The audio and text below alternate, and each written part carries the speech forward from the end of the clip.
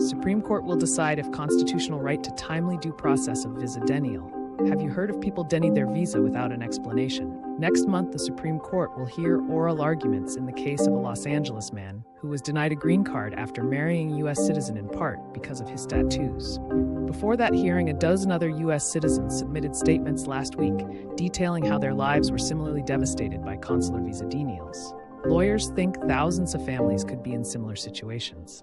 Luis Cordero was denied a visa to return to the U.S. from El Salvador and has been separated from his wife Sandra Munoz since 2015. The couple sued, arguing the federal government had violated her constitutional right to marriage and due process by denying his visa without providing a timely explanation. The High Court will consider whether their refusal of a visa to a U.S. citizen's non-citizen spouse impinges upon a constitutionally protected interest of the citizen, and if so, whether notifying a visa applicant that they were deemed inadmissible suffices as dupe. Roses at Green Card Guys Media, we will keep you updated. Rest in peace, bridge victims. The tragedy is a solemn reminder of the contributions and sacrifices that our immigrant community makes in our state and in our country. As of last week, only 2 of the 6 highway workers had been found who were on the bridge patching potholes when the giant container ship ran into the structure.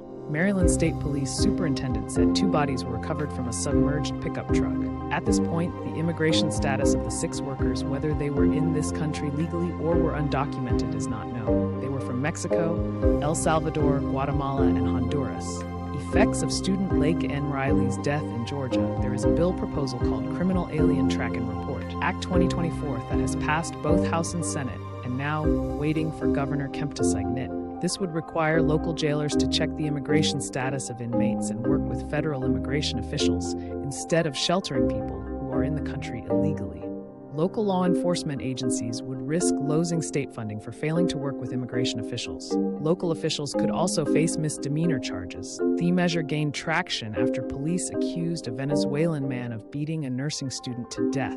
On the University of Georgia campus, Jose Ibarra was arrested last month on murder and assault charges in the death of 22-year-old Laken Riley. Immigration authorities say Ibarra, 26, unlawfully crossed into the United States in 2022.